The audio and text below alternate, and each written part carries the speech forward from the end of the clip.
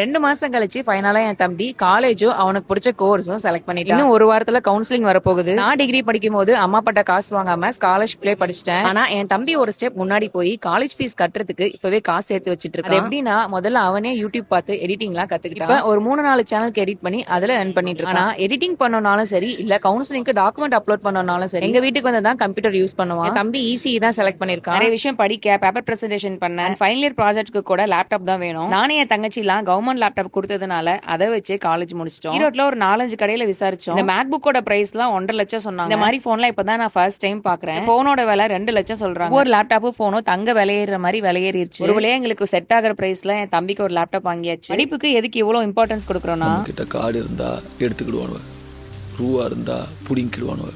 ஆனா படிப்பை மட்டும் நம்ம கிட்ட இருந்து எடுத்துக்கிடவே முடியாது சிதம்பரம். நீ அவனோட எதிர்த்து ஜெயிக்கணும்னு நினைச்சீன்னா எப்போ இந்த டயலாக் கேட்டாலும் அவ்வளோ கூஸ் பம்ஸா இருக்கும். தம்பி செலக்ட் பண்ண காலேஜ் கிடைச்சிச்சுன்னா நான் கண்டிப்பா சொல்றேன். வீடியோல வேர் பண்ணிட்டு இருக்க இந்த 2 மல்மல் காட்டன் சாரியோட பிரைஸ்மே 420 ரூபா வருது. நம்ம டெய்லி யூஸ்க்கு ஒர்க் போறதுக்கு ஏத்த மாதிரி சாஃப்ட் அண்ட் கம்ஃபர்டபுளா நல்லா இருக்கு. இது பிளிப்கார்ட்ல அவைலபிளா இருக்கு. நான் மேல டேக் பண்றேன், தேவைப்பட்டுச்சுன்னா வாங்கிக்கோங்க. என் மனமும் எனக்கு எதிராய் செயல்படுதே.